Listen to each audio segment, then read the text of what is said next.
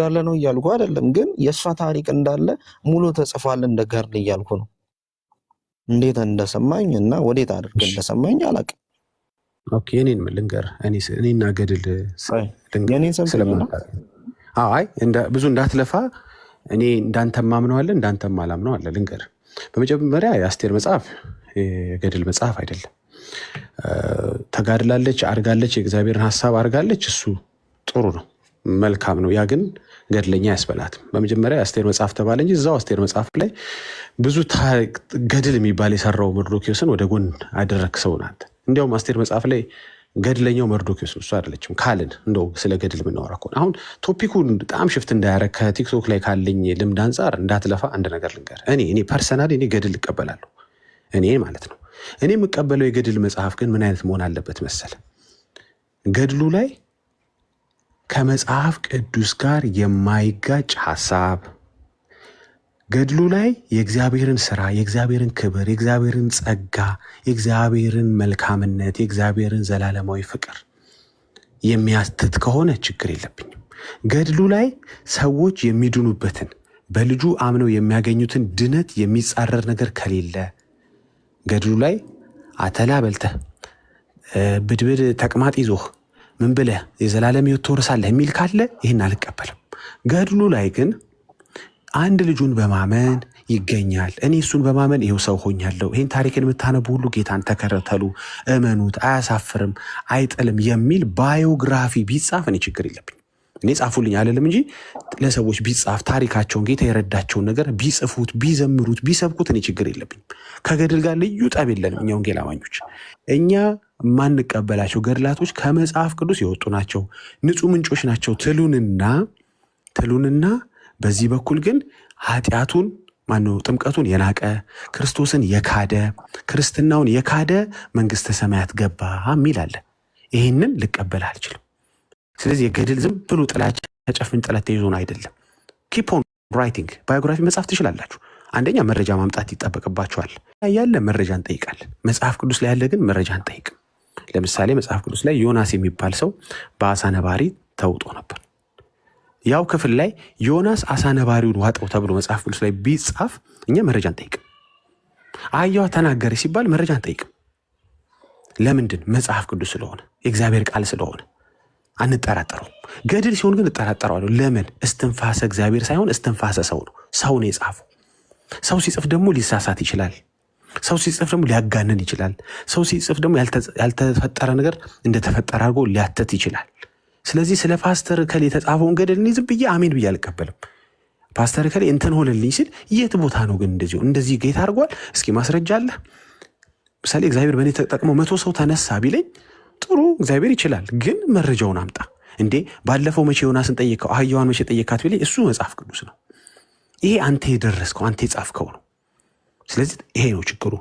እንደው ጠቅለል ያለ ገድል እሳቤ እኔና ወንጌል አማኞች አለን ልነግርህ ስለምፈልግ ነው። ጠባችን ከገድል ጋር መቼ ነው የሚሆነው ማለት ነው? መጽሐፍ ቅዱስን የሚጻረር ሲሆን ነው። ኢን ሾርት ወደ ተነሳንበት ሀሳብ ስንመለስ ገድል መጽሐፍ ቅዱስ ነው፣ መጽሐፍ ቅዱስ ገድል ነው ብለዋል። በዚህ እሳቤ ከሆነ እነሱ ይህንን ያሉት ምንም ችግር የለብኝም። አይኖ ገድል መጽሐፍ ቅዱስ እንዳልሆነ አውቃለሁ፣ ግን ልረዳቸው ልሞክር። ግን በዚህ እሳቤ አይደለም። ምክንያቱም አንደኛ ነገር እናንተ ቤት ያሉ ገድላቶች ብዙ እጸጽ አለባቸው፣ ስህተት አለባቸው፣ የህትመት ስህተት አለባቸው፣ የሀሳብ ስህተት አለባቸው። ከመጽሐፍ ቅዱስ ጋር ፊት ለፊት የሚጋጩ ብዙ ስህተት አለባቸው። ስለዚህ ሐዋርያቶች እንደዚህ አይነት ገድልን አልጻፉም፣ እንዲህ አይነት ታሪኮችን አልተውልንም። ከየት መጡ ብለን መረጃ መጠየቅ እንችላለን። አንተ ብትጠይቅ ጥሩ ነው። 100 ዓመት ከሌ በጭንቅላቱ ተዘቅዝቆ ኖረ ሲሉህ ችግር የለም፣ መረጃ ጠይቅ። አልኖረም ኖሯል እያልክ ለምን ትከራከራለህ? 100 ዓመት ሙሉ ማን ነው ቁጭ ብሎ ሳያቸው ሲዘግብ የነበረ?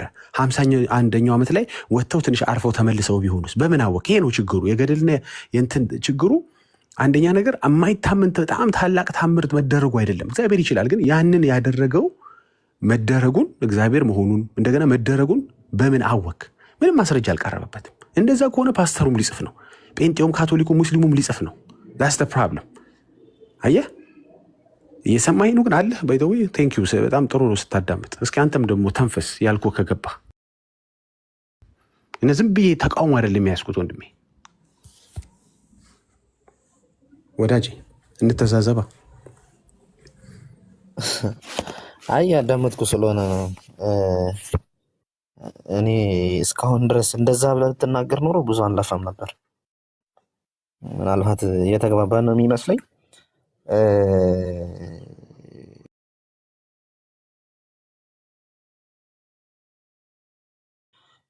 ምንድነው ከመጽሐፍ ቅዱስ የሚጻረር ነገር ለምን ትቀበላለህ? ሲጀምር ማለት ነው። ለምሳሌ እግዚአብሔር አምላካችን በእኔ የሚያምን እኔ የማደርገውን ያደርጋል ከእኔ የሚበልጥም ያደርጋል ይላል ዮሐንስ 14 ላይ። ለምሳሌ እግዚአብሔር በቅዱሳኖቹ ላይ ድንቅ ነው ይላል። ብዙ ገድል አለ። ለምሳሌ ሙት ያስነሱ አሉ፣ ከቅዱሳን በጥላቸው በሻዷቸው የሚፈውሱ አሉ፣ በበትራቸው ባህር የከፈሉ አሉ። በጣም ብዙ ነገር አለ። ይሄ አሁን በቅዱሳን ላይ ቢጻፍ ሌላ፣ ግን ከመጽሐፍ ቅዱስ የሚጻረር ነገር እኔም አልቀበልም።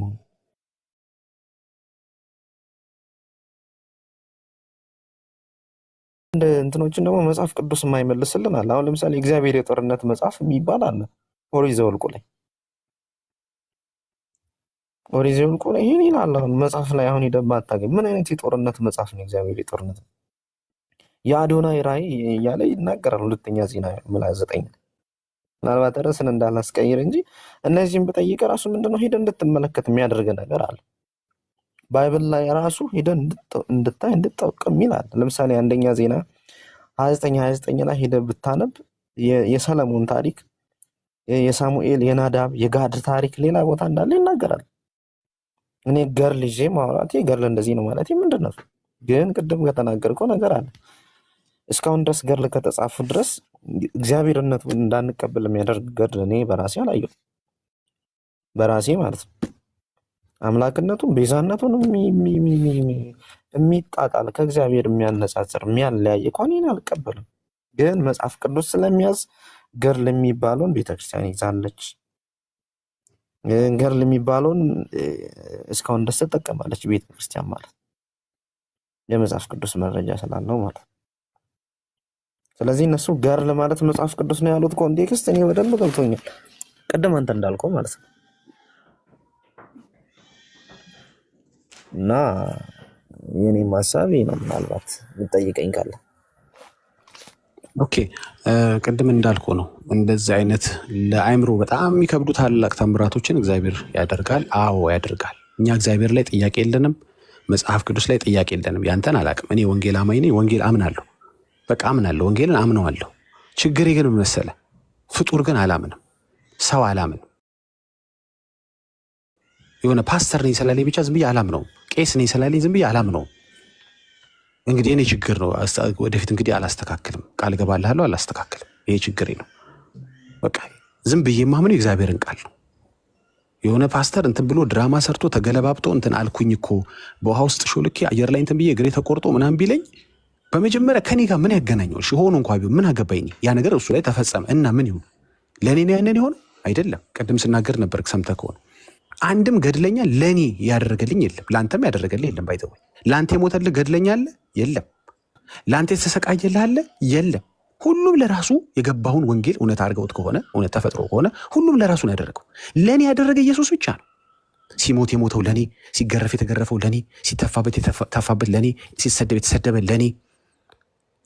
ከሱ በላይ ገድለኛ አላውቅም። ይቅርታ ግን ዕብራውያን መጽሐፍ ላይ አንብበህ ከሆነ አሁን የእግዚአብሔርን ቃል የተናገሩ ዋኖቻችሁን አስቡ የኑሯችሁንም ፍሬ ተመልከቱ ይላል። ሌላ የሚቀጥልና ኤፌሶን ላይ በነፍሳችሁ ዘላችሁ እንዳትቀሩ የጸናውን አስቡ ይላል። ምናልባት ማለት ነው። ለምሳሌ ምንድነው እግዚአብሔርን ቃል የተናገሩ እኔንም ስላቋረጥከኝ አንድ ሀሳብ ሊጨርስ ግድ የለም። ጥሩ ችግር የለም። አሁን ምን መሰለህ ችግሩ ዋነኞች የምትላቸው እስቲ አንድ ጠራና ሞቶልህ የለ ወይ ለአንተ እንትን አድርጎልህ የለ ወይ? እኔ ዋኖቼን አከብራለሁ፣ አባቶቼን አከብራለሁ። እነዚህ ገድለኛ የምትላቸው ነገሮች እውነት ተፈጥሮ ከሆነና ለወንጌል አድርገውት ከሆነ እግዚአብሔር ይባርካቸው። ለእኔ ግን ያደረጉት ነገር የለም። እነሱ 100 ዓመት ውሃ ውስጥ ስለኖሩ ለእኔ ምን ሆነ? እስኪ ንገረኝ። ወደ የዘላለም ሕይወት እንዳገኝ አደረጉኝ። ከድቅድቅ ጨለማ ወደሚደነቅ ብርሃን አመጡኝ። ምንም እኮ ከኔ ጋር የሚገናኝ የለም። ያን ስታነብ እምነት ይጠነክራል። መቼ እምነት ይላላ? እኔ የታመንኩት አምላክ ትሁት ነኝ፣ ሸክሜ ለዚብ ነው፣ እኔን ተመልከተኝ፣ አንተ ሸክሜ ከበደ ና ብሎኝ መቼ እምነት ይላላና እሱን ካየው ቀን ጀምሮ እኮ ላልቶ አያውቅም። ኦፍኮርስ ምስክር ጥሩ ነው። እነዚህ ምስክሮች ስናይ እግዚአብሔርን እናመሰግናለን። በወንጌል እንድንበረታ ያንን አይነት ደግሞ መጋደል እንድናደርግ ሊያደርገን ይችላል። ሆኖም ግን እኔን አስመልክቶ እኔን አስበው ያደረጉት ነገር የለም ነው የምልህ። ለራሳቸውን አክሊል የሚያገኙ ከሆነ አክሊል፣ የሚፈረድባቸውም ከሆነ ለራሳቸው ምንም ጠብ የሚል ነገር የለም። አንድ የሚቀረው ነገር ምንድን ነው መሰለህ? መልካም አርአያነታቸው ጥሩ ነው። መልካም አርአያነት አዎ። ያ ግን ከዘላለም ሕይወት ጋር ከመዳኔ ጋር ምንም የሚያገናኘው ነገር የለም። ኢቭን መልካም አርአያነታቸው ለዳጊ ብለው አይደለም፣ ለራሳቸው ሲጋደሉ ነው።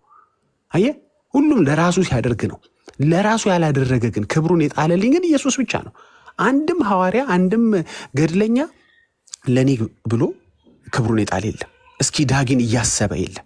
ዳጊን እያሰበ ከዘላለም ጀምሮ መልካምን በሕይወት ያደረገ የሆንኩትን እንደሆን ያደረገ የአባቱን መንግስት እንደወርስ የፈቀደ እሱ ብቻ ነው።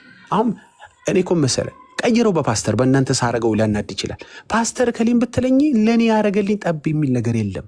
ወንጌል አስተምሮ ሊሆን ይችላል፣ መልካም አርአያ ሆኖ ሊሆን ይችላል። እግዚአብሔር ይባርከው። ይኸው እኛም መካከል እዚህ የተወደደ ፓስተር አለ። ገባ ምንድነው? ዊ ሪስፔክት አባቶችን፣ ፓስተሮች፣ እነዚህ ገድለኛ የምትላቸውን ሪስፔክት እናደርጋለን። እውነት አርገውት ከሆነ አርገውት ኔሴስ ጌታ ነው። በእርግጥ ባይደው ወይ ሐዋርያ ስራ ራሱ እኮ የሐዋርያቶች ስራ እኮ አይደለም። እግዚአብሔር ነው በእነሱ የሰራው፣ መንፈስ ቅዱስ ነው በእነሱ የሰራው። ክብርን ሰዎች መውሰድ አይችሉም። አት ኤንድ ኦፍ ዘ ዴይ እንዲያውም ምንድን ነው ጳውሎስ የሚናገረው? እንደ ታናሽ ነው ራሱን የሚቆጥረው ሁል ጊዜ። ገባ የማልጠቀም ባሪያ ነኝ ነው ማለት ያለበት ሰው ካገለገለ በኋላ እንጂ እኔ ያረኩ ገድሌ ስራዬ ምናምን ጻፉልኝ ምናምን ማለትም የለበትም። ገባ ባዮግራፊውን ኦኬ፣ ሌሎች ያንን ታሪክ እንዴት ጌታ እንደረዳው እንዴት እንዳገዘው ምናምን ሊጻፍ ይችላል። እንዳይረዝምብህ ይህን ሀሳብ ልቶ፣ ለማንኛውም ግን ምን መሰለህ ከአንተ ጋር የሚያገናኘው ነገር የለም። እነሱ እዚህ ጋር መጽሐፍ የሚለውን ያ ምንድን ነው የሚለው? እኔ ቅድም የጠቀስኩ ላይ በነፍሳችሁ ዝላችሁ እንዳትቀሩ እንዲሁ ባለመቃወም የጸናውን አስቡ ይላል።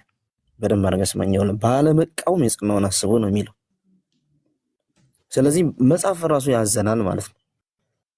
ባለመቃወም ነው እነዚህን የምትከተለው። አሁን ለእኔ ምን ይጠቅመኛል የምትለው ነገር ለምን እንቃወማቸዋለን? እውነት እኮ ነው። አሁን ያልከው ትክክል ነው። እንኳን እግዚአብሔር ቃል ሆኖ የአንተ እንኳ ስቴትመንት ቢሆን እቀበለዋለሁ። ለምን እቃወማቸዋለሁ? ጥሩ እኮ ነው።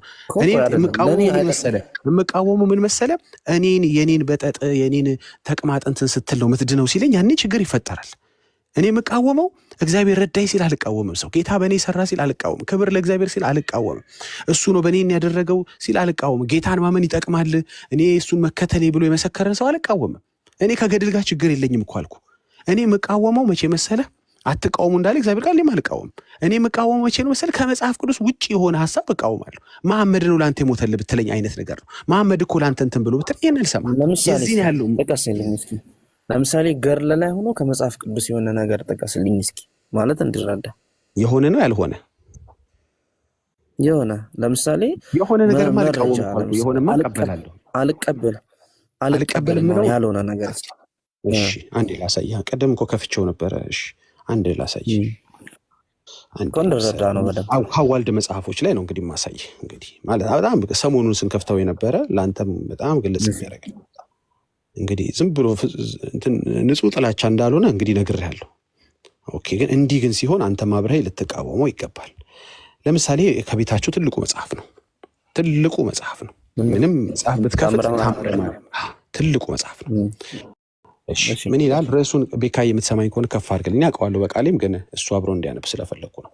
ይሄ ተአምር የሚገኘው እንደው ስትችል ከሌለህ አንተ ከመጽሐፍት ቤት ሄደህ መጽሐፉን ከፍተህ ታምር 110 ላይ ከፍተህ ብታነበው ብዙ ነገር ትማርበታለህ። እንግዲህ አንድ መጽሐፍ ነው ከፍትልህ ማአት አሳያለሁ። ከፍልክ እዚሁ ላይ ታምረ ማርያም አለ፣ ነገረ ማርያም ላይ ያሳያለሁ፣ እስትንፋሰ ክርስቶስ ላይ አለ፣ ዘራ ብሩክ ላይ ብዙ ላሳይ የምችለው ነገር አለ።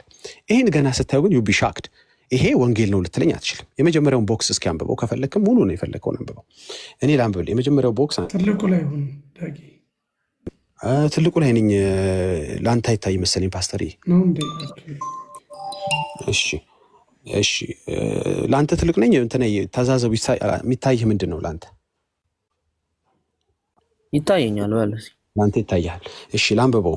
የመጀመሪያው ቦክስ እንደዚህ ይላል። አሁን ኢየሱስና ማርያም የሚያወሩበት ኮንቨርሴሽን ነው። አንድ ሰው ወደ ሲኦል ወርዷል እና በዛ ጉዳይ ላይ እሷ ያደረገችውን ተአምር እየዘገበ ነው። ጌታችን ኢየሱስ ክርስቶስም የዚህ የካሃዲን ሰው ሰውየው ካሃዲ ነው ስለሆነ ካሃዲ ሰው ነው እየተወራ ያለው። የዚህ የካሃዲ ሰው ለዘላለም ኃጢአቱን ይቅር አልለውም አለ፣ ወሰነ ማለት ነው። ማን? ኢየሱስ ክርስቶስ። ኃጢአቱን ለዘላለም ነው ለዛውም ይቅር አልለውም ያለው። ኦኬ። ከዛ በኋላ አላት ከመላእክት ጋር ለምንድን ነው ይቅር የማይለው? ከመላእክት ጋር ክዶኛል። አንድ ኢየሱስ ተክዷል። ሁለተኛ ክርስትናውን ክዷል። ክርስትናውንና ጥምቀቱንም ንቆ ክዷል። ለዛውም ንቆ ነው የካደው። እንግዲህ ያመነ የተጠመቀ የሚለው የጌታን ትእዛዝ ኮምፕሊትሊ የናቀ አይደለም። የጌታን ትእዛዝ ራሱን ጌታን የናቀ አይደለም። የጌታን ትእዛዝና ጌታን ክርስትናውንም የናቀ ነው። ኦኬ፣ ወይም የካደ ነው። ይህንን ባየሽ ጊዜ በሰማች ጊዜ ይላል ልብሷን ቀዳ ስለኔ ብለህ ይቅር ካላልከው። ቆይ አንዴ ልንገር። መጀመሪያ ነገር ማርያም ልጇን ለካደ ለምንድን ነው ምልጃ ውስጥ የምትገባው? ልጇን ለካደ፣ ጥምቀቱን የልጇን ትእዛዝ ለናቀ፣ ክርስትና የካደ ምን ብላ ነው ምልጃ የገባችው? እውነት ይህስ ምልጃ ነው? እስኪ እናንበበው። እያስፈራራች ነው ለእኔ። ምን ብላ? ይህንን በሰማች ጊዜ ልብሷን ቀዳ ስለኔ ብለህ ይቅር ካላልከው፣ ካላ እንዳማላጅ እያስፈራራ አይደለ? እንትን ካላደረክ ግን እንዴ እባክህ በልልኝ። ጥሩ እኮ ነው። እሺ እንቀጥል። ይቅር ካላልከው ብላ ጡቶቿን አውጥታ ጡቶቼን ቆርጬ እጥላቸዋለሁ፣ ፊቴንም እሰነጥቃቸዋለሁ አለች። ይሄ ምልጃ ነው? እሱን ላንተ ተውላለሁ። ዛሬ ትኩረቴ እሱ ላይ ስላልሆነ ኦኬ። ከዛ ምን ኦኬ ምልጃ ነው ብለን እናስበው። ቆይ ግድ የለም እኔ ማልፍ በጣም ይሰፋብናል አለ በዚያ። አሁን ምንድነው ከወንጌል ጋር የሚጻረር ነገር አለ እዚህ ላይ የለም የሚለው እንድናይ ብዬ ነው። ይሄ ካደን ሰውዬ ኢየሱስ ይቅር አለውም አለ። ለምንድን ነው የካደው? ክርስትናውን ራሱን ክርስቶስንና ጥምቀቱን የካደ ነው። ለዚህ ሰው ጥብቅና ወይም ምልጃ ቆመች ብለን እንየው። እኔ ምልጃ ብያ ላይም ያስፈራራች ነው። በኋላ እንመጣበታለን። እሺ ማርያም አማለደችው። ልጨርስ አንድ ያሳለ አንድ። እሺ ቀጥል። ምን ፈለግ? ምናልባት ይኸውልህ አሁን የዚህን የመጽሐፍ ቅዱስ ኮንቴክስት ከላይ ጀምረን ካነበብን እርግጠኛ ነኝ አንተ አሁን ለምሳሌ የተረዳው አለ ከላይ፣ ግን ይሄንን ከላይ ጀምረ አንዴ ጮክ አድርጌ ቶሎ ባነብ ደስ ይለኛል፣ እውነት ለመናገር ማለት ነው። ነገም ተነገ ወዲያ መግባት አይቀርም። ግን ከዚህ ከተነሳህበት ነገር ተነስተህ አይዲያው እንዲህ ነው ብትለኝ እኔ አልሰማም። ለምን? ከላይ ጀምሬ አውዱን መረዳት መቻል አለብኛ። አውዱን መረዳት አለብኝና ምን ጀምሮ ምን መጣ። አሁን ለምሳሌ ጌታ ኢየሱስ ክርስቶስ ይህን የካዲ ሰው ለዘላለም ኃጢአት ይቅር አልልም አላት። ከመላእክት ጋር ክዶኛል፣ ክርስትና ጥምቀትም ንቆ ክዶኛልና። ለምሳሌ ከላይ ጀምረ የሆነ ነገር አለ። እኔ ከመሃል ጀምረ ስላልከኝ ነው። እሺ ግን አንተ ልታነሳ የፈለግከውን አይዲያ ነገረኝና እኔ ከላይ ጀምረ አውዱን ማየት አለብኝ ብዬ ስለማስብ ነው። አሁን ማነብልህ ያለው ገጽ 422 ላይ ነው ያለው። 422 ፔጅ ወደ ኋላ ተመልሼ አላነብም። 22 ፔጅም ወደ ኋላ ተመልሼ አላነብም። 10 ፔጅም ወደ ኋላ ተመልሼ አላነብም። ሁሉ ጊዜ እናንተን ቤት እኛም ቤት አንዴ ስማኝ። እናንተን ቤት እኛም ቤት ሐሳቡ ያለበትን ከፍተው ስለ ማርቲን ሉተር የሚናገሩ ስለማን የሚናገሩ ክፍሉ ያለበትን እንጂ ባለ 1000 ብር ባለ 1000 ይቅርታ ገጽ መጽሐፍን 1000ን መጽሐፍ አያነቡም። አይደረግም ብራዘር። አሁን አንተንና ሌሎችን አስቀምጬ ቆይ አንድ ጊዜ ልጨርስ። በጣም ያቋረጥከኝ ጥሩ መተመተ ያቋረጥከኝ ነው። አንዴ አዳምጠኝ። ስለዚህ አነበዋለሁ ካልክ ተመልሳ አንብበው። ታምር 110 ላይ ይገኛል። አሁን እዚህ ቤት ብዙ ጊዜ ብቻ ነው ያልኩህ። አንዴ ታምር 110 ብቻ ነው ያልኩህ። እናነበዋለን ኢቭን አሁን ራሱ ማንበብ ካለብን እናነበዋለን። ግን አዳምጠኝ አንድ ጊዜ በመጀመሪያ ለምን ሙሉ መጽሐፍ እንደማናነብ ወይም እናንተ ቤት ለምን እንደማይነበብ። አሁን እናንተ ቤት ሙሉ መጽሐፍ አላነበቡም ያልኮነ ናቸው እንዴ? ቁጭ ተብሎ የ2 ሰዓት ቪዲዮ ይክፈቱ እንዴ? ይገባ? ስንት ቀን የሚፈጅ እንትን አይከፍቱም። 3 ምዕራፍም 2 ምዕራፍም 1 ምዕራፍም ተመልሼ ላላነብ እችላለሁ። ለምንድን? ጥርጣሬ ያለበት ሰው ሄዶ ከፈለገ መረጃውን ሰጥቼዋለሁ፣ ሄዶ ቼክ አድርጎ ይመጣል። እኔ ግን አንድ ነገር ልንገርህ፣ ሁሌ እንደዚህ አይነት ነገሮች ሲነሱ ሁሌ የምላቸው ነገሮች አሉ። ተቆርጧል ብለህ የምታስበው ነገር ባይቆረጥ ኖሮ ይሄ ነገር አልተባለም ማለት ነው እንዴ? በምንም ኮንቴክስት ይባል እኮ ይሄ ነገር መባል አለበት ወይ? በእንትን ለምሳሌ አንድ ሰው ኢየሱስ አያድንም ያለበትን ቪዲዮ ሳመጣ ኖ ዳጊ ከፍ ብለህ ቪዲዮን ቀደም ብለህ ብታሰማን ኖሮ ወይ ሰውየውን ብታስጨርሰን ኖሮ ብትለኝ፣ ስለጨረሰ ኢየሱስ አያድንም ያለው ነገር ይቀራል እንዴ? ብሎታል እኮ አንዴ ካፉ ወጥቷል፣ አንዴ ተጽፏል እኮ ኢዳዝም ማተር። ከዛ በፊት ምን አለ፣ ከዛ በኋላ ምን አለ፣ ምንም አያገባኝም። ለምን ይሄ ከልት ተጻፈ? ለምን ይሄ ሐሳብ ተነገረ ነው። ገባ? በኋላ ላይ አስተካክሎታል ብትለኝ ኢዳዝም ማተር። አንዴ ተሳድቧል ኢየሱስን ወይም አንዴ ክዷል። ይሄ እንዳለ ነው። ለማንኛውም ግን ይሄ ታሪክ ግን የምነግርህ እንዲያውም ከዚህ በላይ ከፍ ብለህ ስታነብ ማርያምን እንጂ ጥምቀቱን የካደ ክርስቶስን እግዚአብሔርን የካደ ሰው ስለሆነ ሰው ነው የሚናገረው። ምንም የተለየ ነገር አታገኝም። ቀዳኝ ከፈለክ ወደ ኋላ ተመልሰህ ታምር 10 ስታነበው ስለ ጥብርያዶስ ነጋዴ ነው የሚያወራው። ይሄ ነጋዴ ጭራሽ ሰይጣን ሲያባብለው በወርቅ አስመስሎ ሲያባብለው ማርያምንስ ከምክድ ብሎ ምንን ካደ። ሙሉ ታምር አለኝ ባይተው አሁን ራሱ መክፈት ይችላል። ማርያምንስ ከምክድ ብሎ ሌሎቹን ግን የካደ እግዚአብሔርን የካደ ጥምቀቱን የካደ ይሄው አሁንም ምን አልከኝ? እስካሁን እየሰማሁ ነው። ይኸውልህ እኔ ያልኩህ ሙሉ መጽሐፍ ቅዱስን አንብብልኝ እያልኩ አይደለም። ምዕራፉ ሙሉ ኮንቴክስቱን ማየት አለብኝ ነው እንጂ ያልኩት ግድና እዛ ዞርና እያልኩ አይደለም። ግን ልታነሳ ያልከውን ሀሳብ አጠር አድርገህ ንገረኝ እስኪ። ልታነሳ ያልከውን ሀሳብ ጊዜ ካለ ሙሉን 110ን ከፍቼ ያሳያሉ። ለማንኛውም ይሄ ነገር እናንተ መጽሐፍ ላይ ተገኝቷል። በቃ አሁን አንተ ምንድን ነው እስኪ የዚህ ጥፋት ምንድን ነው? የዚህን ጥፋት ምን እንደሆነ እዚህ ጋር የመጣ ነው። እንዴት ገድላቶች ከመጽሐፍ ቅዱስ ጋር ተጋጅተው እንደተገኙ ላሳየህ ነው። ወይም ተአምሮች ይኸው እዚህ ጋር እንደምታየው ማለት ነው። ኢየሱስ አልምረውም አለ። አልምረውም ያለበት ምክንያት 3 ነጥቦች ተቀምጠዋል። እኔን ክርስትናውን ጥምቀትን ንቆ ክዷል አለ።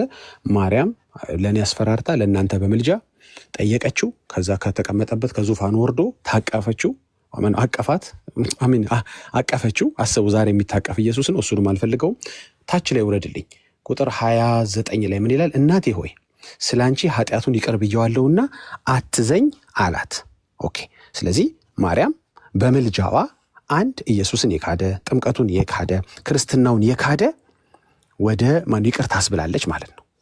እንዲህ አይነት ወንጌል ካለ በምድር ላይ ትነግረኛለህ። እንዲህ አይነት ተስፋ ካለ ሰው ለምንድን ነው ታዲያ የሚያምነው የሚጠመቀው ወይም ደግሞ ቁርባን የሚወስደው ሜሮን የሚቀባው መልካም ስራ የሚሰራው? ከአንድ ኦርቶዶክሳዊ የሚጠበቀው በሰላም ወደ ሲኦል መግባት ብቻ ነው። ለምን?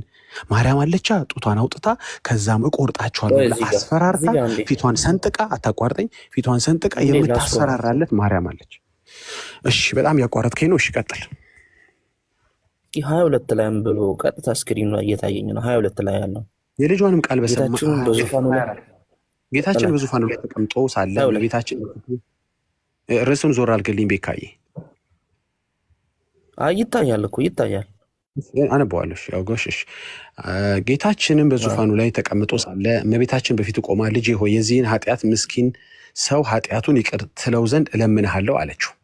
ጌታም ከመላእክት ጋር ክዶ እሺ እዚህ ጋር እያወራን እንሂድ ብዬ ነው።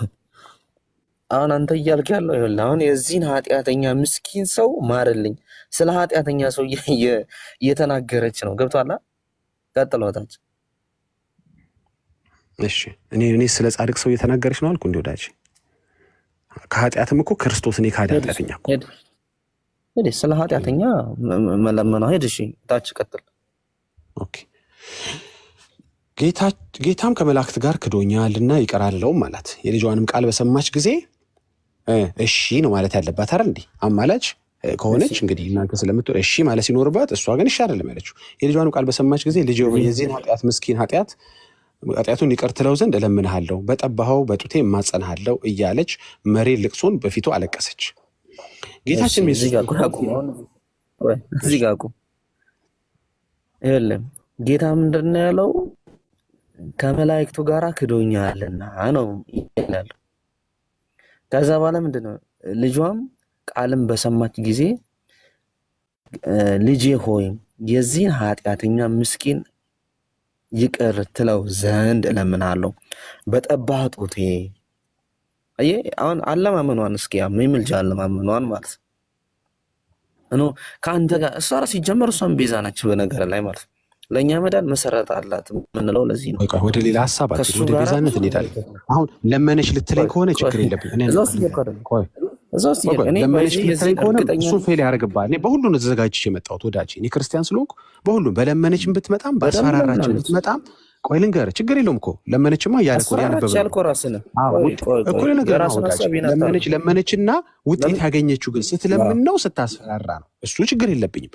ባይ ዘ ዌይ ርዕሳችን እኔ የኔን ተውኩትና ቆይ እኔ ጌታ እኔ ነኝ ያልኩት አይደል? ተውኩልህ፣ የኔን ተውኩት፣ አንተ አሸነፍክ። በቃ እንዲያውም ለመነች በሚለው እንሂድ። በቃ ተስማማሁ። ተሳሳትኩ። አንተ ምን ሆኜ ነው? በእናትህ ተሳሳትኩ። እሺ ለመነች። ታዲያ የምትለምነው ስለማመሰለ ልጇን የካደ ስለካደ ሰው የምትለምነው አይደለም። አልካደም ልጇን ይሄ ሰው አንዴ በእናትህ እንደው ኮንቴክስቱን ከላይ ጀምረን እናንብብ። በእርግጠኝነት የዚህን እንትን በደንብ መረዳት እንችላለን። አንተ ተሳስተህ ቆይ የተረዳኸው ኢየሱስ ነገር የተናገረውን ስላለ እንስማው። ኢየሱስ ከኮንቴክስቱ ውጭ አውርቶ ከሆነ አይደለም። ቆይ የእናንተ እኔ ኢየሱስ ጥያቄ ነው እዚህ ላይ ቆይ ያለው ኢየሱስ እኔ ልጠይቅህ ስለ ካደ ሰው የምትለምን ከሆነ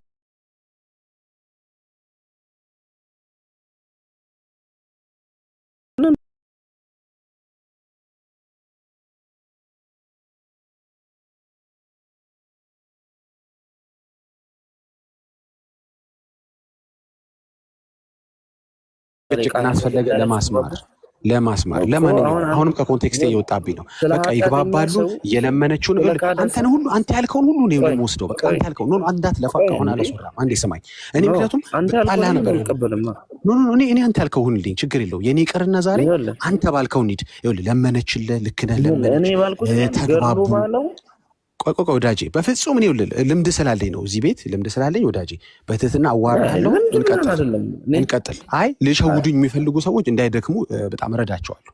አንድ ነገር ልንገርህ፣ በአንተ ነው የምሄድልህ። እኔ ለመነች፣ በቃ እኔ ተሳስቻለሁ፣ ያስፈራራችሁ መስሎ የነበረ እንዳትለፋ ወዳጄ፣ አትችለኝም። ግድ የለም ለመነች፣ ልክ ነህ። ይግባባሉ፣ ይዋደዳሉ። አይ በክርክሩ ነው መቻል ስል ኮንቴክስት በማስለወጥ ወይም ሀሳብ በማስለወጥ ነው ያልኩ። በሌላው በብዙ ነገር የምትበልጠኝ ይኖራል እርግጠኛ ነኝ። አንዴ ልንገር፣ ሌላ ሀሳብ አናወራ ወዳጅ። አንተ ባልከው ይሁንና 100% አንተ ባልከው ለመነች፣ ጥሩ አደረገች፣ በቃ የምትለምናለች፣ የምታማልድ፣ ተግባብተዋል። እሺ ሁሉን እኮ እኔማ ምልህ ግን ይሄ የተግባቡበት ሰውዬ ግን ልጇን የካደ ነው። 1 ክርስትናውን የካደ ነው። 2 ጥምቀቱን የናቀ ነው። 3 ማንም ይሁን ደግሞ ከዚህ በላይ የሚያደረገ ሊሆን ይችላል። እሷ በላይ ሰብኩ 78 ሰው የበላ ሰውን እኮ ማልዳ እንትን ብለዋለች። ምንድን ነው ከሲኦል ወደ መንግስተ ሰማያት እንዲገቡ አድርገዋለች። ነፍሰ ገዳይን ለምን ነፍሰ ገዳይም ተማልዳለች። ጥሩ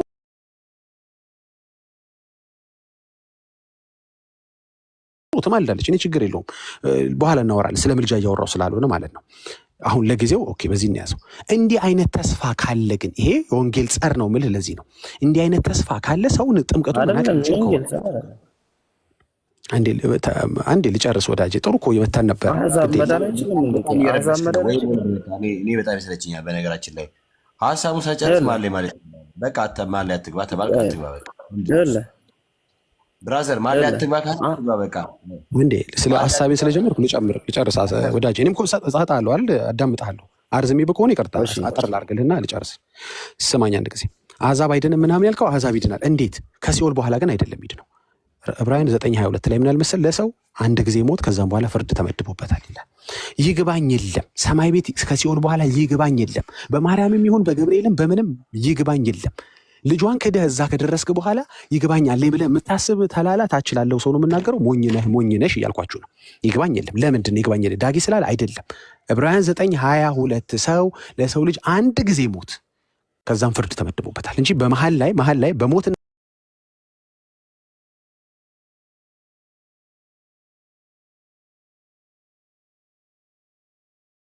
እንደ እግዚአብሔር ቃል ነው የማወራው ሳወራ።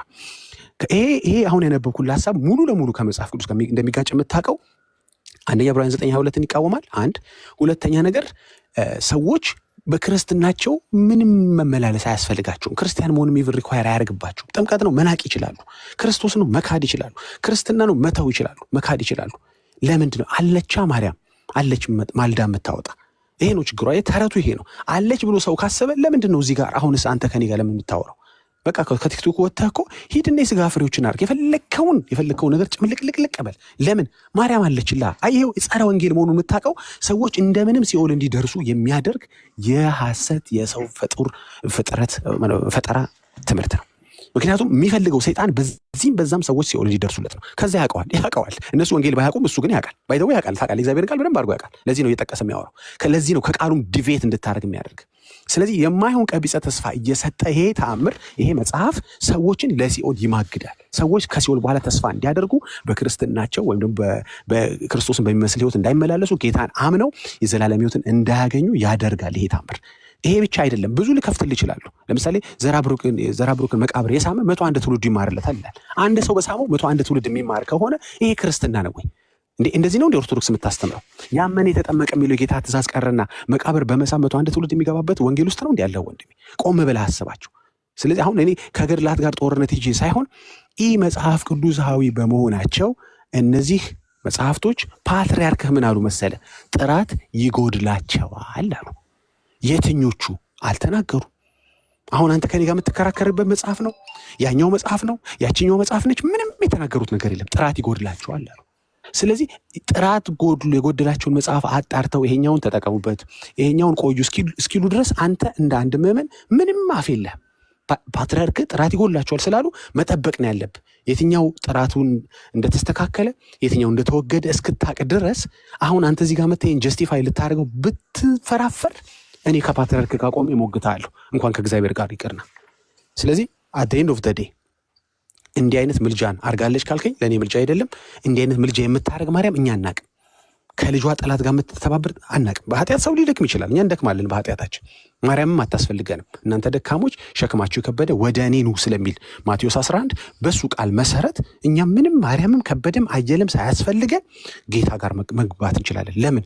ከነ ድካማችን እንድንመጣ ደካሞችን ጋብዟል እሱ። ወደ እኔ ኑ እኔም አሳርፋችኋለሁ፣ ለነፍሳችሁም እረፍት እሰጣችኋለሁ። ለነፍስ እረፍት መሰጠት ማለት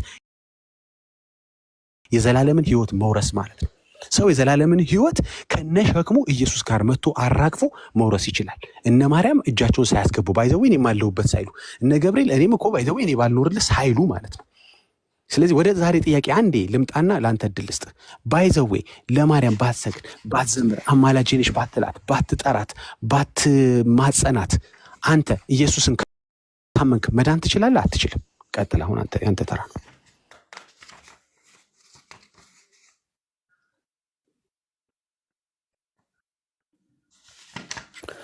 እስካሁን ድረስ ማለት ነው እኔ አንድ ማልቀበል ነገር ልንገር።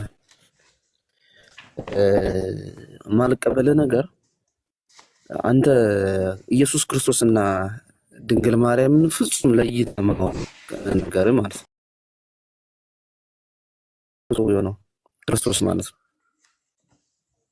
ስለዚህ አሁን እዚህ ጋር ደግሞ እሱ ለሚሳዱ ሰው ለእሱ ለማይሆን ሰው ትደግፋለች ብለህ መቆም ደግሞ እኔ ከእንትን እንዳልቀበል የሚያደርገኝ ነገር ይሄ ነው።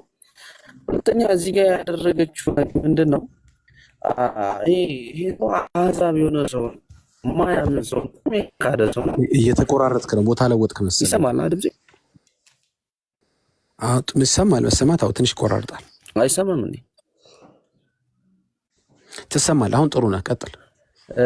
አሕዛብ የሆነ ሰው ማያምን ሰው አሕዛብ የሆነ ሰው ለምሳሌ ማርልኝ ብላ እንደው እሷ ስላደረገችው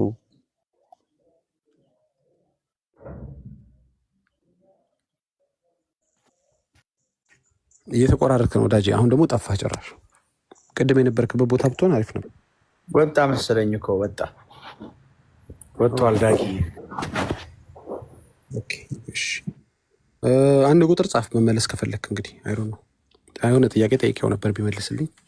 ፓስተሪ ከአንተ ጋር ይቀጥል ከመጣ በኋላ እኔ ምንድነው የምፈልገው መሰለ፣ ለማርያም ባይሰግድስ ይሄ ልጅ ባይዘምርስ፣ ለምኝልኝ ባይላትስ፣ ባትጸልይለትስ? እንግዲህ እነዚህ ሁሉ ነገሮች መጀመሪያ ማድረግ ትችላለች ማርያም። እሱን እናወራለን።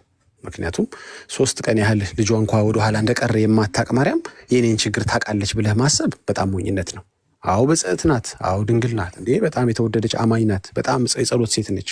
እንዴ ምን ጥርጥር አለው? ደግሞ ጌታችን እናት ናት። በጣም ሪስፔክትን የምናደርጋት ኦፍኮርስ። ግን ልጇን ስትረሳ ያላወቀች ያንተን ጉዳይ ታውቃለች ወይ? ለምን? ፍጡር ነች። ያንተ ጉዳይ ኮኔክትድ መሆን ያለበት ከፈጣሪ ጋር ነው። ብራዘር እህቴ ስሚኝ፣ ግድ የለሽም። እልሁን ታዩና ለእሷ ባትዘምሪ ምን የሚፈጠር ይመስልሻል? እስኪ ንገሪኝ።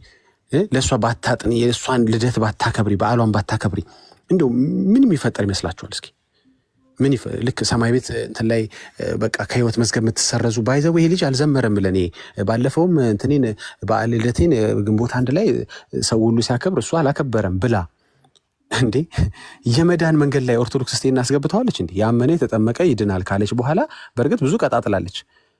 ግን የማርያም ምልጃ ያልጠየቅ አይድንም ብላለች። እንዴ ያለመናት ለእሱ ያልዘመረ ብላለች። እንዴ ኦርቶዶክስ አዎ በእርግጥ ኢንዳይሬክትሊ ብላለች። ስለዚህ የእምነት የመዳን መንገድ ማመን ነው ወይስ እነዚህን ሁሉ ማድረግ ነው? እስኪ ለገብርኤል ቆይ እንትና በዓሉን አላከበርክም ምን ይፈጠራል ንገረኝ እስኪ። ምን ይፈጠራል?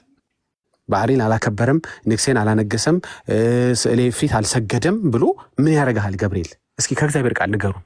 ይሄማ በጣም እንዴ እንዳይገባ መንግስት ሰማያት ብሎ ይከራከራል እንዴ? ኢየሱስ ልታስገባው ነው እንዴ? አይኔ ያመነ የተጠመቀ ይድናል ብዬ ነበር ላስገባው ነበር ሲል ኢየሱስ አይ ኢየሱስ እንዴ እንደሱ ሊሆን ይችላል፣ እሱ ያንተ ትእዛዝ ነው። ለእኛስ የእኛስ ግብር የእኛስ ዝክር እንዴ በስሜ መቼ እንትን ጧፍ አበራና እንዴ አንድ ዣንጥላ ሳያስገባልኝ እንዴ ያሁላ ምንድን ነው የምታወሩት ኦርቶዶክሶች? አረ በጌታ አትቀልዱ እንጂ። ፍጡር መጥቶ መድኃኔን ያቋርጠዋል? የመስቀሉ ስራ ያጨናግፈዋል?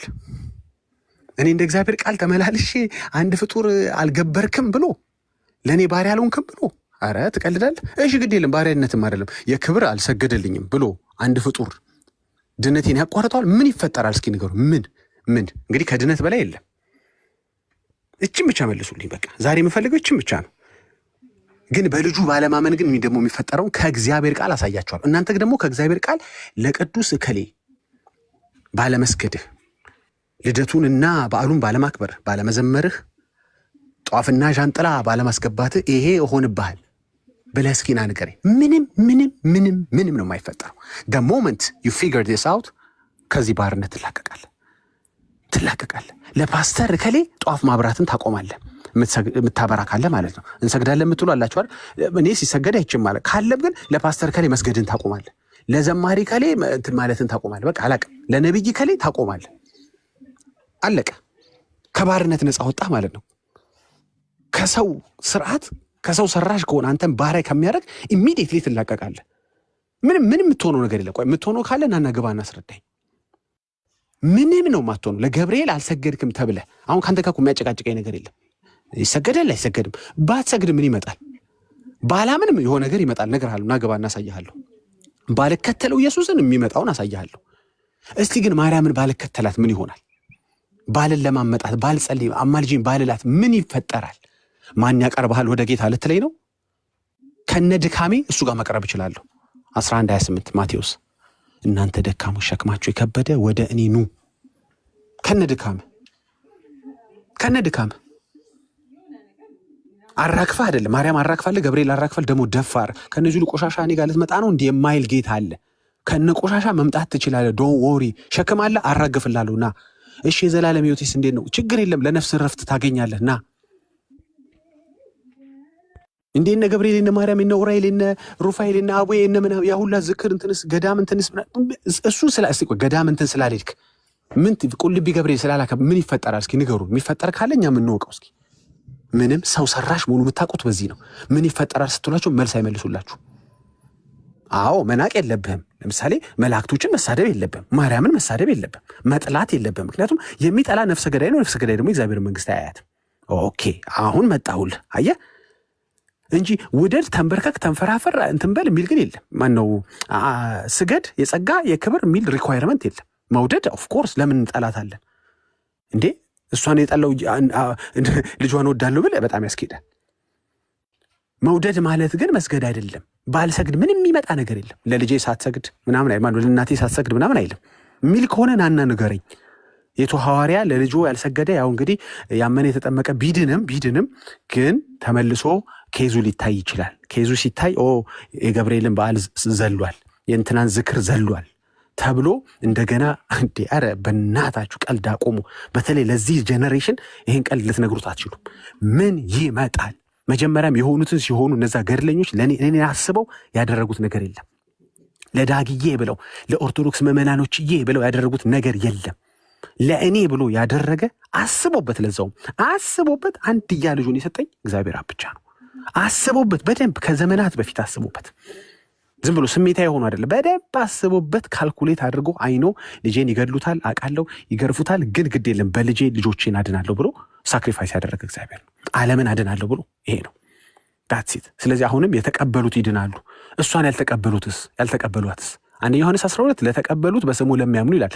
እሺ እሷንስ ያልተቀበሉ በስሙ ያላመኑ ምን ይሆናሉ? አለመቀበል ማለት ላይክ መቀበል ኦፍኮርስ በእናትነቷ እንቀበላታለን። እንዲህ አይነት ክደት ውስጥ አልገባንም። ቴዎቶኮስ ኦፍኮርስ እናቱ ነች እንዴ፣ ብጽዕት ነች። ትቀልዳለን? ተጽፏል እኮ በጣም የተወደደች እንዴ፣ ትቀልዳለን? እንዴ በድንግል ነው የወለደች እንዴ፣ በጣም ልክ ነህ። ግን ባልሰግድ ምን ይመጣል? ይቅርታ ፓስተር ስላረዘምኩ። እኔ እኮ ፓስተሮች ባሉበት ዘማሪዎች ዝም ብለው የሚያወሩት ነገር ነው የማይገባኝ። ቀጥሎ ወዳቸዋለሁ። በቃ ዛጊ ጥሩ ነው። ኧረ በርታ። እኔ የምለው በዚህ ባነበብከው መጽሐፍ ውስጥ እርስ በርሱ የሚጣረስ ነገር ሁሉ አለው። ለምሳሌ በአጸደ ነፍስ ነው ክርክሩ፣ በአጸደ ስጋ ነው ክርክሩ። ይህን እንኳን ለይቶ እኮ አይናገርም። ምክንያቱም ጡቴን እቆርጣለሁ ነው የምትለው አይደል?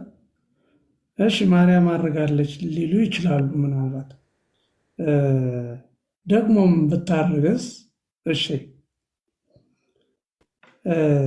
የሚበሰብሰው የማይበሰብሰውን ሊወርስ፣ የሚሞተው የማይሞተውን ሊወርስ እንደሆነ መጽሐፍ ቅዱስ ይናገራል። ምን አይነት ጡት ነው የሚቆረጠው? ኦልሬዲ እንደው አርጋለች እንኳን ቢባል አንልም፣ ግን እንደነሱ ሀሳብ እንኳን ቢባል ይህ ምድራዊ ስርዓት ነው ወይ ያለው? በቃ አለፈ እኮ አለፈ። የማይሞት የማይበሰብስ ሆኖ ኦልሬዲ ይለወጣል። እና እርስ በርሱ ራሱ መጽሐፉ ይምታታል። እና ይህንን ራሱ ማየት ቢችሉ ጥሩ ነው ብዬ አስባለሁ። ሌላው እንደው ምልጃ ብቻ እኮ አይደለም፣ ማርያም እኮ ፈጣሪ ናት እኮ። በእነሱ አስተሳሰብ፣ በእነሱ መጽሐፍ፣ በእነሱ አዋልድ ፈጣሪ ናት። አሁን ወደ መጽሐፍ ቅዱስ መጥተው ሊደበቁ ይፈልጋሉ። የእነ አስቴር መጽሐፍ ላይ በፍጹም እነ አስቴር እኮ እኛ ፈጣሪ ነን አላሉም እኮ። ማርያም እኮ በገድሏ ወይም በመጽሐፍቶቿ እኮ ፈጣሪ እኮ ናት። ለምሳሌ ታምረ ማርያም ወይም ደግሞ ዚቅ ላይ ሄደን ብናየው፣ ዚቅ በነገራችን ላይ ዚቅ የተጻፈው ከታምራት ከገድላት ላይ ነው የሚወስዱት፣ የዚቅ የሚባለው ማለት ነው የሚቀዱት። እና እዚህ መጽሐፍ ላይ ምን ይላል? ኢፈለጠ ወኢሌለየ አልቦ አይሁዳዊ ወአልቦ አረማዊ ኩሉ ዘየአምን ወዘጸውአ ስማ ለማርያም ውእቱ ይድህን ወይረክብ ሕይወተ ዘላለም ይላል። ወደ አማርኛውን ስንተረጉመው አይሁዳዊ አሕዛብም ብሎ ፈጽሞ አልለየም፣ ያመነ እና የማርያምን ስም የጠራ ሁሉ ይድናል፣ የዘላለም ሕይወትም ያገኛል። ይታያችሁ፣ ስሟን የጠራ ይድናል፣ የዘላለም ሕይወት ያገኛል። ይህንን በድፍረት ነው የሚናገሩት ሁል ጊዜ። እንደውም ስም አጠራሩ አይታወቅ የሚለው የማርያም ውግዘት ጀምሮ ኤባ አንዴ ሚውት አድርገው። እሺ ሚውት አድርግ። መጀመሪያ ስንፈቅድልህ ነው መናገር ያለብሽ ወንድሜ። ስርዓት አለው ለሁሉም ነገር እና ይድናል የዘላለም ሕይወትም ያገኛል። ምን ስሟን የጠራ አይደል? እዛ ጋ እኮ ቅድም ዳጊ እንትን ያለው እኮ በቃ ከዚህ ጋር የተያያዘ ነው እና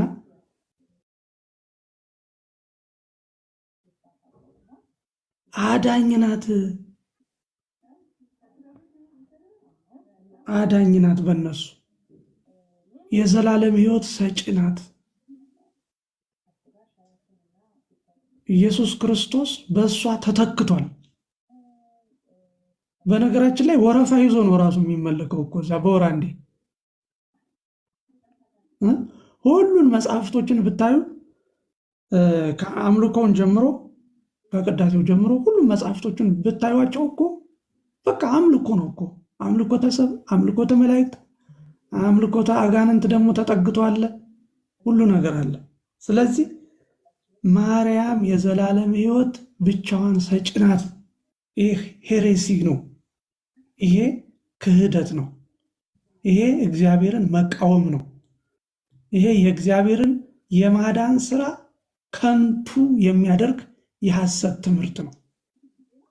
ምንፍቅና የምንለው ለዚህ ነው። ምንፍቅና፣ ክህደት፣ በፍጡር ላይ ተንጠልጥሎ ፈጣሪን አውጥቶ መጣል፣ ስፍራን ማሳጣት።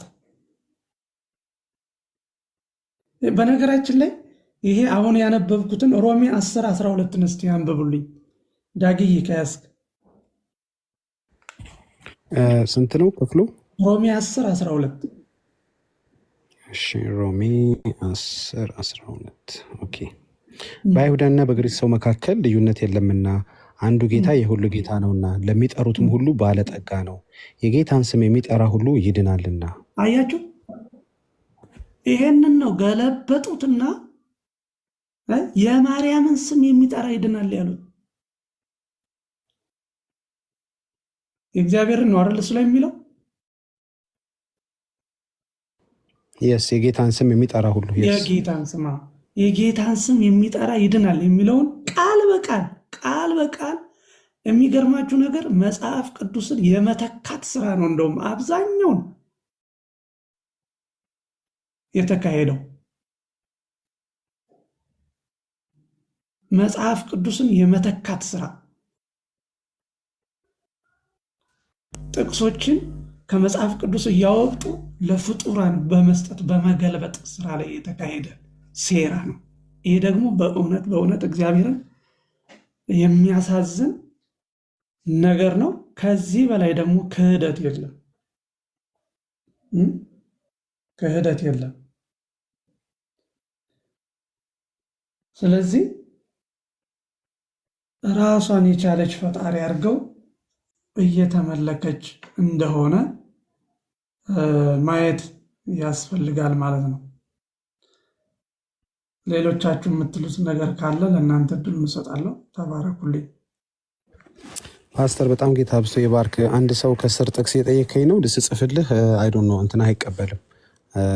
ኮሜንት ለማድረግም አልቻልኩም። ልቡ የምትባለው 3:16 ላይ ነው ያለው። እሺ ዮሐንስ 3:16 አንደኛ ዮሐንስ ሳይሆን ዮሐንስ ወንጌል 3:16።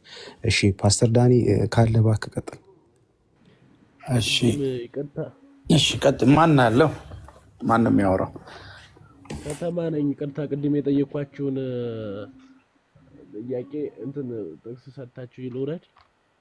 ኦኬ አዎ ዳንዬ ዳግዬ የሐዋርያት ሥራ ምዕራፍ 12 ቁጥር 9 ላይ 4 ደናግል ሴቶች ትንቢት የሚናገሩ ነው አይደል?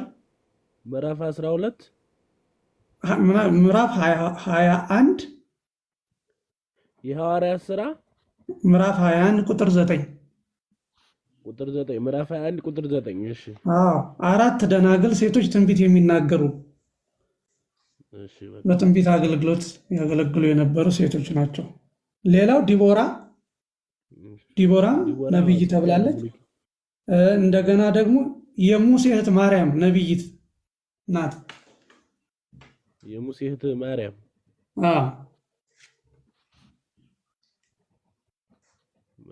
እሺ። የሙሴ እህት ማርያም የሐዋርያት ሥራ ምዕራፍ 21 ቁጥር 9 ላይ ያለውን ጽፌያለሁ። አመሰግናለሁ። ኦኬ እሺ እግዚአብሔር ይባርካችሁ። ደህና ደሩሽ። እሺ እግዚአብሔር ይባርካችሁ። በጣም የሚገርም ነገር እየተካፈልን ያለ ነው። በዚህ ውስጥ ያላችሁ ወንድሞች እህቶች፣ ይህ ሁሉ ንግግር፣ ይህ ሁሉ ጨዋታ፣ ይህ ሁሉ ነገር ለማሳየት የምንሄደው አንድ የመዳን መንገድ አለ ልንላችሁ ነው። ሌላ ምንም ነገር የለንም። የመዳን መንገድ አንድ ብቻ ነው። አሁን እኔ በተነሳው ሀሳብ ላይ የራሴን እይታ ደግሞ አስቀምጣለሁ። ወንድሞቼ ያሉት በሙሉ ትክክል ሆኖ ማለት ነው። ክፍሉ እያወራ ያለው ፓስተርም ቅድም እንደጠቀሰው በአካለ ስጋ ነው ወይስ በሰማይ ነው? በሰማይ የሚመስለው ፍርድ ወንበር ላይ ተቀምጦ ይለናል። እሺ ፍርድ ወንበር ላይ ከተቀመጠ ይሄ ሰው ክዷል ይላል። ክዷል፣ ፍርድም ተሰጥቶበታል ይላል። ከዛ በኋላ የሚደረጉ ክንውኖች ሁሉ ሰውኛ የሚመስል አለ አይደል?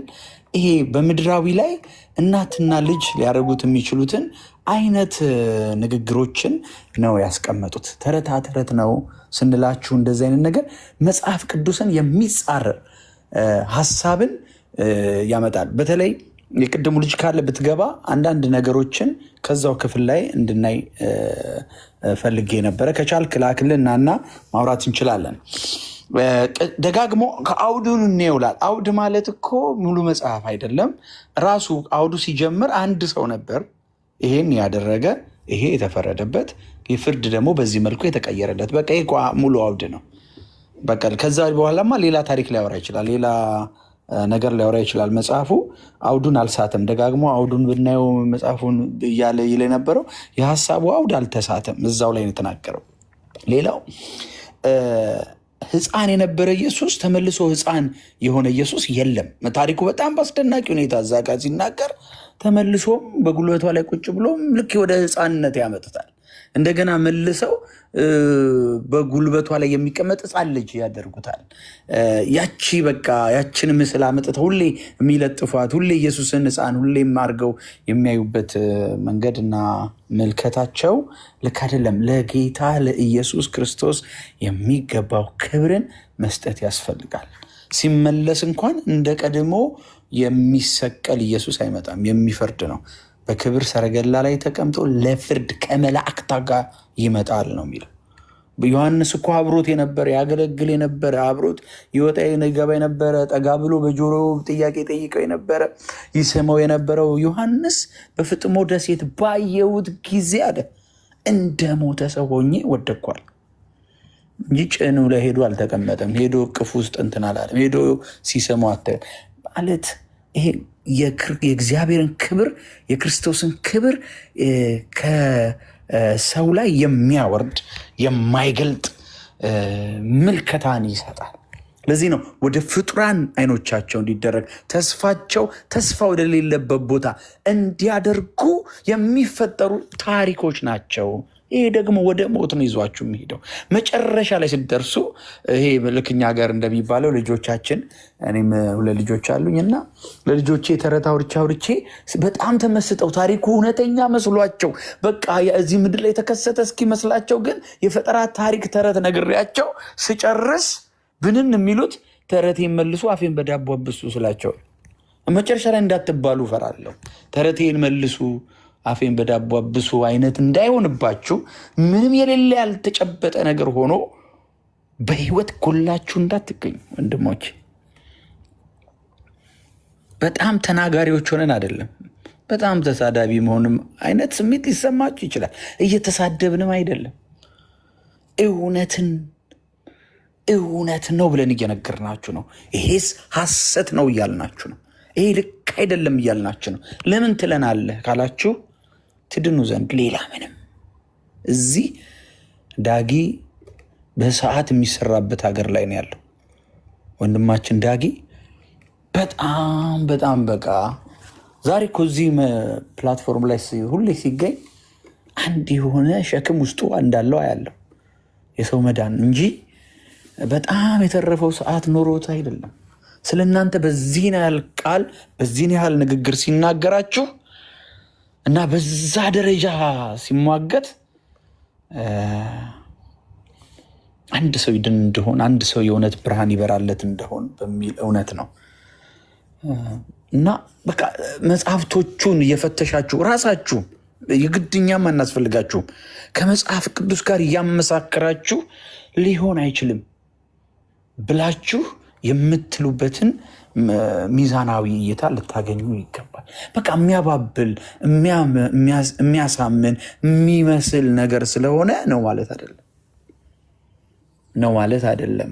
እና ራሱ ሀሳቡ ፍሰቱን ስታዩት እነዚህን ነገሮች ቁልጭ አድርጎ ነው የሚያሳየው ወገኖች። እኔ በእውነት እዚህ ላላችሁ ደግሞም ለምትሰሙ ሁሉ በእግዚአብሔር ብርሃን በእናንተ ላይ እንዲያበራ የእግዚአብሔር ብርሃን እንዲገናኛችሁ እንደ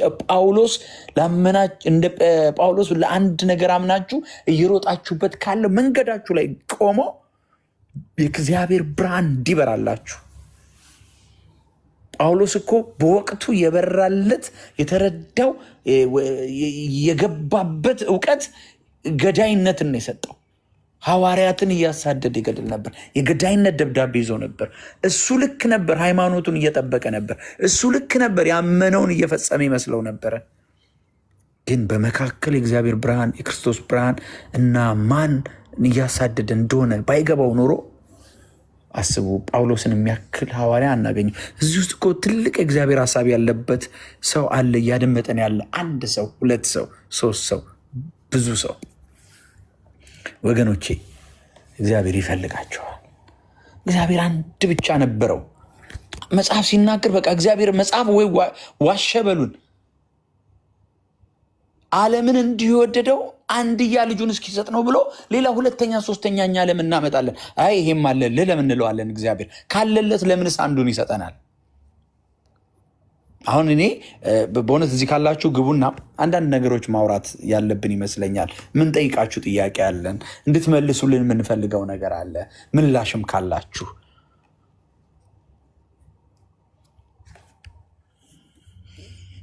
እውነቴን ነው ምላችሁ። ግን እመኑኝ የለም እንድንበት ዘንድ ከሰማይ የተሰጠ አንድና አንድ ነው። በቃ በሰማይ የለም በምድርም የለም። ሁሉም ኃጢአት ሰርተዋል የእግዚአብሔርም ክብር ጎሏቸዋል ያለው መጽሐፍ ማንን ነው ወስደን እያጸደቅን ያለ ነው? ለማዳን ያክል ለማዳን ለማስመለጥ ማንንም ብናጸድቅ እግዚአብሔር ያላጸደቀውን እኛ ብናጸድቅ አይጸድቅም። እግዚአብሔር ያጸደቀውን እኛ ብንኮንን አይኮንንም። ብራዘር እህቴ እኔ ልንገርሽ፣ እውነቱን ልንገርሽ፣ ዛሬ ማታ፣ ዛሬ ምሽት፣ ዛሬ በእናንተ ቀንም ከሆነ በእናንተው ቀን ላይ ሆኜ ግን ልንገራችሁ፣ የህይወት ጉዳይ ነው። አምልጡ ወገኖቼ፣ አምልጡ። ሃይማኖት የያዛችሁ እንትን ይሄ ልማዳ የያዛችሁ ሰው ምን ይለኛል የያዛችሁ እውነት የእግዚአብሔር ብርሃን ከበራችሁ እየፈጠናችሁ ነው እስክትባሉ መጠበቅ የለባችሁ። ምን በቃ ወገኖቼ፣ አረ የህይወት ጉዳይ ነው። እየቀለዱ እኮ ከዚህ የሄዱ ስንቶች ይኖራሉ። እያሾፉ እኮ የሄዱ ወደ ሞት መንደር የሄዱ ስንቶች ይኖራሉ። እንዲህ እኮ እየተከራከሩ በጣም በክርክር ብዛት እምነት ያለ የሚመስላቸው በጣም በጭቅጭቃቸውና በለህኝነታቸው ብዛት መዳን ያለ ይመሰላቸው በጣም ብዙ ሰዎች ተሳስተዋል። እግዚአብሔር ከሰጠን አንዱ መንገድ፣ እውነተኛው መንገድ ከወንጌል ውጭ ሌላ ነገር የለም። ዛሬ ደግመን የምንነግራቸው አንድ ብቻ ነው። ከወንጌል ውጭ አንድም መንገድ የለም። እግዚአብሔር ከሰጠን ውጭ አንድ መንገድ የለም። ከዛ መንገድ ውጭ ምንም የለም። አይቀበልም፣ ተቀባይነትም የለውም። አይኖርም። ሰማይ አትሞታል። እግዚአብሔር ወስኖበታል። የተወሰነበትን ነገር ዛሬ ምንም ብንቀባባው ምንም ብናሳምረው ወገኖች የለም። አንድ በር ነው ያለው። በሩ አንድ ብቻ ነው። አንድ በር ብቻ ነው። ሌላው ሐሰተኛ ነው፣ ውሸት ነው።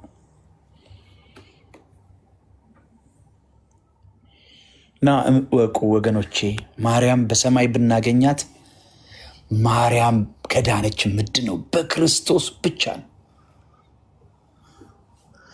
አምላኳና ጌታዋ ነው፣ ፈጣሪዋ ነው። የእሱ የእጅ ስራ ናት። በጣም ቢያማችሁም ይሄ ነው። እሱ አልሰራችሁም፣ እሱ ሰርቷታል፣ እሱ ፈጥሯታል።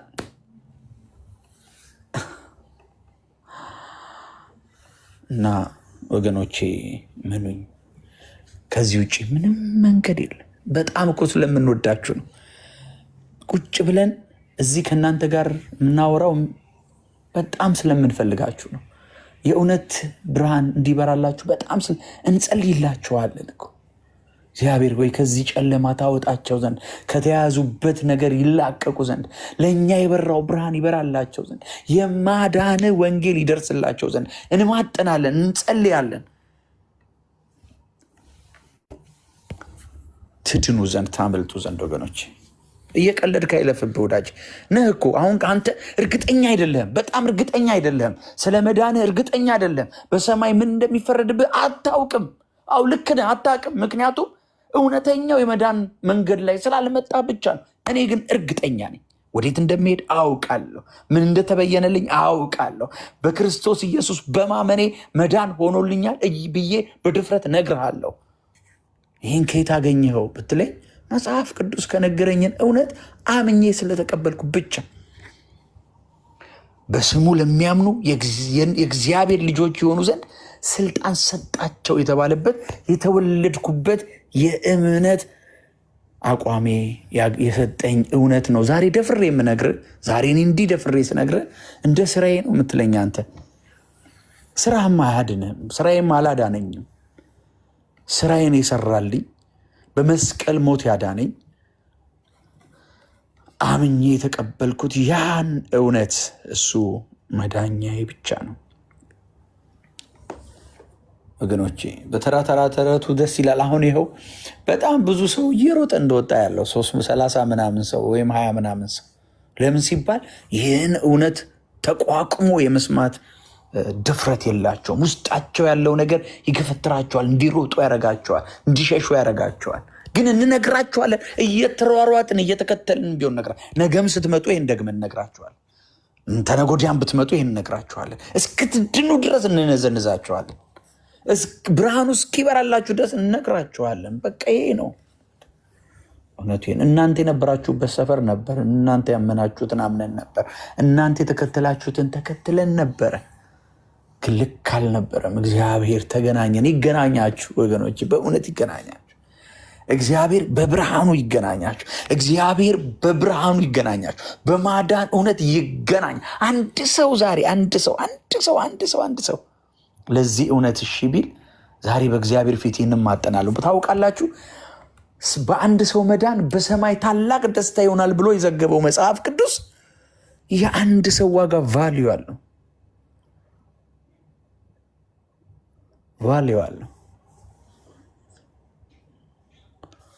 እና በተዘከረ ዝክር በተታሰበ ቀናቶች በበዙ ምርጫዎች መዳን የለም ወገኖች፣ የለም። ዛሬ አስረግጠን ነግራችኋለን። ምናልባት እዚህ ውስጥ ካላችሁ ግቡ። ልክ አይደለህም ማለት ትችላላችሁ። የእናንተን ነገር ይዛችሁ መምጣት ትችላላችሁ። እኛም የኛን እናሳያችኋለን። እንደ መጽሐፍ ቅዱስ እንነጋገራለን። ስለዚህ እዚህ ውስጥ ካላችሁ ኦርቶዶክሲያኖች ግቡ። እውነት ኦርቶዶክስ ከሐዋርያት ምን ተቀበለች? የሐዋርያቱንስ ትምህርት ታውቁታላችሁ? እውነት ተቀብላ ከሆነ ምኑን እየተገበረች ነው ያለችው የሚለውን ርዕስ ይዘን ነው ያለ ነው። በመካከላችሁ ምናልባት ቤካ የውይይት ጊዜው አልቆ ካልሆነና ጊዜውን ካልገደበው በቀር በዚህ ያላችሁ ኦርቶዶክሶች መምጣት ትችላላችሁ። ግቡ፣ እንነጋገር፣ እንወያይ። ዛሬ እኛ በማናችሁም እንደሚመስለው ቅድም አንድ ወንድም ገብቶ ነበር ጠይቆም ሄዷል። በረንብ ፓስተር እየመልሶለታል፣ ዳግዬን በረንብ አውርቶታል። እያላገጥን መጣም ከመሰላችሁ አይደለም፣ እየነገርናችሁ ነው። ግን አንዳንዱ ነገር ሲታይ በጣም ያስቃል። እንደው እንዴት አይነት መታወር ነው! እንዴት አይነት መያዝ ነው! እንዴት ለመጋረድ ነው! በጣም መጽሐፍ ቅዱስ ሲናገር እኮ እውርን ቢመራው ተያይዞ ገደል ይገባ። እንዴት ያለ ገደል አገባብ ነው! ማንን መርቶት ነው እንዲህ ያለ ግልጥ ያለ መጽሐፍቶቻችሁ መካከል ተቀምጦ እናንተ መካከል በጧትም በቀንም በማታም በሌሊትም እየደገማችሁ እያነበባችሁት ጳውሎስ እንትና እኮ አለው። እንዴት ነው እያነበበ ሲሄድ ታስተውሏል ለምታነበውን አለው ፊልጶስ። የኢትዮጵያውን ጃንደረባ ፊልጶስ አገኘውና ማለት በቃ ማን እንዴት ብዬ ግባኛል። ለካ ረጅም መንገድ እያነበበ ነው። ምናልባት ከኢትዮጵያ ተነስቶ እስከ ኢየሩሳሌም እስኪሄድ ረጅም መንገድ ይዞት ያነበዋል ቃሉን። ግን እያነበበው ምንም አልገባው። ተረከለት፣ ነገረው። እውነቱን ሲነግረው ዋው አለ። በቃ አሁን ገባኛል። አሁን ይህንን ማዋሃድ እፈልጋለሁ፣ አሁን መቀበል እፈልጋለሁ አለና እርሱ ከሰማው ነገር ጋር ከተገለጠልን ነገር ጋር አስማምቶ ሲቀበል እናያለን። በቃ ይሄን ካላረክ እንትን የመጣ ሃይማኖት ነው፣ በዚህ ጊዜ የገባ ነው፣ ሉትራን ምናምን እያልክ ብትል በቃ የሆነ ሰውዬ ብትል እኛ እናንተ ትተርኩታላችሁ። እኛ በክርስቶስ ኢየሱስ የምናምን አማኞች ነን። ሉትራንም ይሁን ማንም ይናገረው የተናገረው ነገር ልክና እውነት ስለነበረ ተቀበል ነው። በቃ እውነት ነው። ውሸት ሸፍኖት ሊኖር አይችልም። በተገለጠ ጊዜ አሁን እንኳን በዚህ ደቂቃ ሲገለጥልህ ዛሬ ለተገለጠልህ ነው ምላሽ መስጠት ያለብህ እንጂ በፍጹም በዚህ ደረጃ እንትን ልትሉ አይገባም። የመዳን ቀን ዛሬ ነው ይላል መጽሐፍ ቅዱስ ሲናገር። እነሆ ሰዓቱ አሁን ነው ይላል። ዛሬ ተብሎ ሳለ በሚጠራበት ቀን ላይ ላልወሰንከው ነገር ወዳጄ ሆይ በሰማይ ፍርድ ፊት ቆመ አልሰማውም አትልም? ፓስተር ዳንኤል የሚባል ቲክቶክ በሚባል ፕላትፎርም ላይ እንዲህ ብሎ ሲያወራ ምላሽ ምን ነበር የሚለው በፍርድ ቀን ይነገራል። ላልሰማውም ማስረጃ ማለት ነው። ላልሰማውም ማስረጃ ምክንያት አትሰጥም።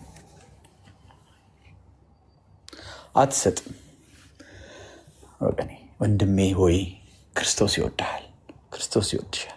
ለአንተ የሞትልህ ክርስቶስ ኢየሱስ ብቻ ነው። የሰጠ ደግሞ አብ አባቱ እግዚአብሔር ነው። መዳኛው መንገድ ደግሞ እርሱ ነው። ጻድቅ ስላልነበረ አንድም እንኳን ስላልተገኘ የገዛ ክንዱ በሰጠችው እውነት ወይም ባደረገልን ነገር የተገለጠልን ህይወት ነው። አትቀልድበት ወዳጄ፣ አትቀልድበት፣ አትደብልበት። የለም እኔ እምነት ባገኙ ቁጥር በቃ የሚደብሉ አይነት እምነቶች እንደሚያምኑት እንደዛ እየደበልን አናኖርም። ክርስቶስ ምንም አይደበልበትም። ብቻውን መዳኛ ነው፣ ማምለጫ ነው። ወገኔ ሆይ ወንድሜ ሆይ ቤኪ ወደ አንተ ልመልሰውና የውይይቱ መድረክ ምን ያህል ሰዓት ይሄዳል አላቅም። ሌሎችም ሰዎች የምትጋብዝ ከሆነ ወደ አንተ መልሰዋለሁ። ቴንኪዩ፣ ተባረክ። ሁላችሁን እንወዳለን፣ እንወዳችኋለሁ። እሺ ፓስተር፣ የእግዚአብሔር ይባርክ። እኛም እንወዳለን። በጣም ጸጋ ያብዛልህ። በጣም ነው የምናመሰግነው ስለመጣ ጸጋ ስላካፈልክልን።